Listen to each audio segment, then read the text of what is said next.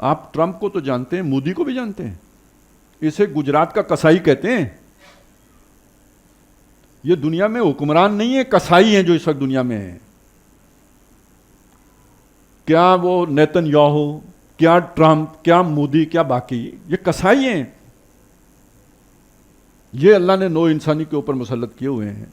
اب دیکھیں بات میں نے کہاں سے شروع کی تھی. اللہ نے بنی انسان کو بڑی تکریم دی ہے، ٹھیک ہے، یہاں سے شروع کی تھی. اب پہنچے کہاں پہ ہیں کہ اس بنی نو انسان کے اوپر یہ سوار ہوئے پڑے ہیں. اب وہ فوش والا لفظ سمجھ میں آیا نا، ایک درندہ ہوگا جس کے اوپر ایک فاحشہ سوار ہوگی. یہ سوار ہیں، گردنوں پر سوار ہیں، اور ان کے پیچھے عوام ہے. ٹرمپ کے بھی دیوانے ہیں، وہ بھی اس کے بھی عاشق ہیں،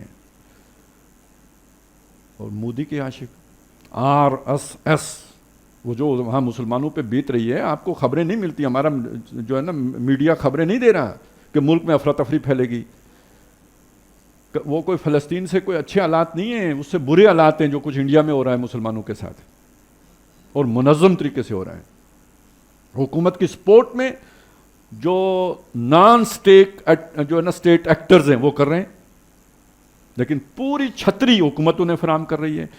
قوانین پہلے وہ بناتے ہیں اور پھر اس کے اوپر جو ہے نا یہ سارا فساد وہ RSS کے گنڈے کرتے ہیں. یہ انڈیا میں ہو رہا ہے. اور اگر یہ ملک بھی لیٹ گیا جس میں ہم بیٹھے ہوئے ہیں، اور جو حالات ہیں اس میں کب تک ہم سروائیو کریں گے. اور جب ہمیں غصہ آتا ہے تو اپنا ہی ملک توڑنے چل پڑتے ہیں. غصہ تو ہمیں فوج پر بھی ہے، جائز غصہ ہے، غصہ ہمیں حکمرانوں پر بھی ہے، وہ بھی جائز ہی ہوگا. لیکن یہ کہ اگر یہ نہ رہا تو پھر اسلام آ جائے گا، پھر یہ بھی فلسطین کی صورت میں ہو جائے گا. ہمارے ساتھ بھی وہی کچھ ہوگا جو کچھ وہاں پہ ہو رہا ہے. یہ بات ہے جو سمجھنے کی ہے. تو اب بچت کا رستہ در حقیقت کدھر ہے؟ کشتی ڈول رہی ہے. سب سے پہلے یہ سمجھیں کہ یہ ساری ہماری غلطی کا نتیجہ. خدا ظالم نہیں ہے. ہم نے جرم کیا ہے، بہت بڑا جرم کیا جس کی یہ سزا ہے. اب اس سزا کو 3 درجوں میں سمجھ لیں. کہیں یہ سزا بنے گی، کہیں یہ سزا نہیں ہے، نعمت بنے گی. میں وہ دونوں باتیں آپ کے سامنے رکھ دینا چاہتا ہوں. بنی اسرائیل کا میں نے ذکر کیا تھا، جب وہ اس فضیلت پر تھے تو ان پر ایک عذاب آیا فرعون کی صورت میں. یستحیون نساءہم یذبحون ابناءہم ویستحیون نساءہم. وہ آل فرعون ان کی عورتیں زندہ رکھتے تھے، ان کے مرد جو ہیں انہیں ذبح کر دیتے تھے. بیٹے ذبح کرتے تھے، بیٹیاں زندہ رکھتے تھے. بیٹیوں سے کام لیں گے، عیاشی کریں گے. بیٹے طاقت ہوتے ہیں، طاقت نہیں کبھی بننے دیں گے. جیسے آج ٹیکنالوجی نہیں دیتے نا، تو اس وقت وہ طاقت تاکہ ان کے بازو نہ ہوں، ان کو اسی طرح دبا کے رکھیں. یہ ان کی پالیسی تھی.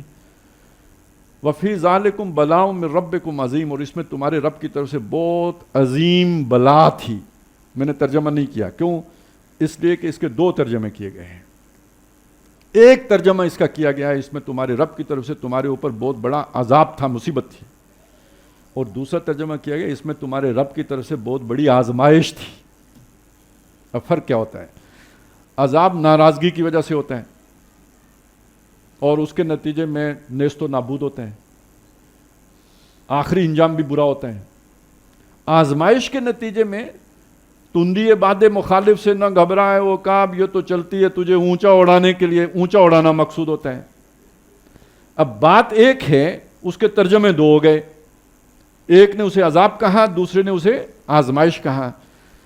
دونوں معنی کی گنجائش ہے، الفاظ بھی کے اندر دونوں معنی کی گنجائش ہے. میں یہ کہتا ہوں آج اس بلاؤن عظیم میں ہم گرفتار ہیں. جو بنی اسرائیل مصر میں جس کیفیت میں تھے اس کیفیت میں آج ہم ہیں. کچھ کے لیے یہ عذاب ہے. کن کے لیے عذاب ہے؟ جو اس امت کے مرتد ہیں.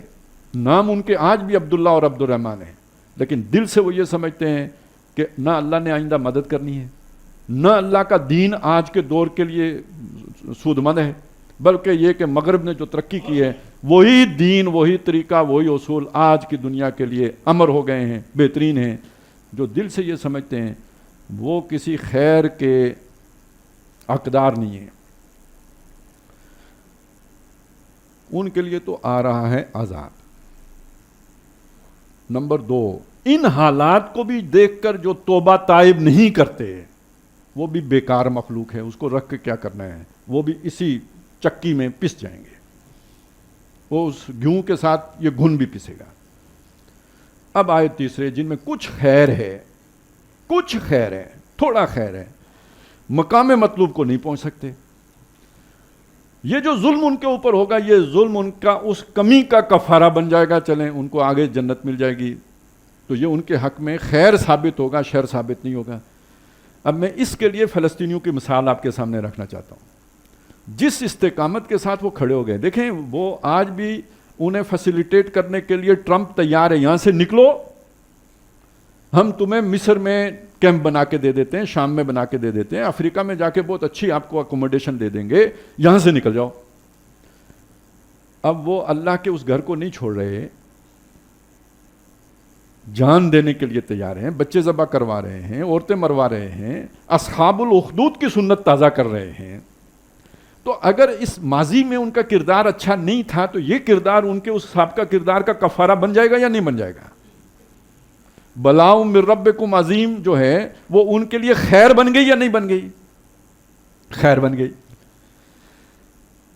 کل ہم پر یہ آتی ہے تو ہمارے سامنے دو آپشن ہوں گے۔ آج ہندوستان کے مسلمانوں کے سامنے یہ دو آپشن ہیں، میں آپ کو بتاؤں، ان کے سامنے آج ہیں، ہمارے سامنے کل آئیں گے۔ ایک آپشن یہ ہے، شودر بن جاؤ، مذہب چھوڑو، شودر بن جاؤ، کیونکہ وہ پورے ہندو تو بن نہیں سکتے، شودر ہی بن سکتے ہو، تو ٹھیک ہے ہم کچھ انسانی حقوق جو ہے نا وہ تمہیں دے دیں گے۔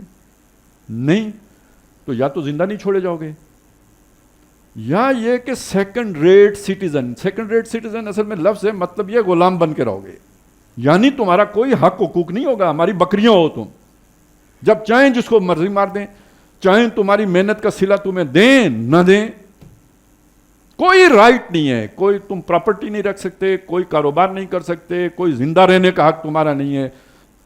یہ دوسری صورت زندہ رہنے کی تمہاری یہ، اور مذہب پہ رہو تو مرنے کے لیے تیار ہو جاؤ۔ ان کے سامنے یہ آپشن ان کے سر پہ کھڑا ہے، میں کہتا ہوں ہمارے سامنے بھی کل آنے والا ہے۔ آج سوچ لیں کیا کرنا ہے، جینے کے لیے یہ ذلت گوارا کرنی ہے یا عزت کے ساتھ جان دینی ہے؟ تو یہ عزت کے ساتھ جان دینا، اسلام پر جان دینا، ایمان پر جان دینا، یہ اس سے پچھلے گناہوں کا بن گیا کفارہ۔ نہیں تو پھر یہ ہے کہ وہ مزید ذلت، اور آگے بھی غلاموں کے لیے قبر بھی جو ہے نا، وہ اقبال کہتا ہے کہ وہ آؤ بقا کرتی ہے کہ یہ کون خبیث میرے اندر آ گیا ہے۔ غلام کی کوئی، اللہ نے تمہیں آزاد پیدا کیا، تم کسی کے آگے کیوں جھکے ہو؟ کھڑے رہتے نا، مقابلہ کرتے، مر جاتے۔ وہ جیسے فرعون کے سامنے کھڑے ہو گئے تھے جادوگر، ایسے کھڑے ہو جاتے۔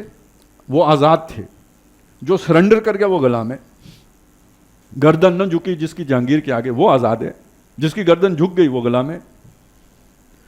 تو وہ آزادی کی خاطر جان دے دینا سابقہ گناہوں کا کفارہ بن گیا، آخرت بھلی ہو گئی۔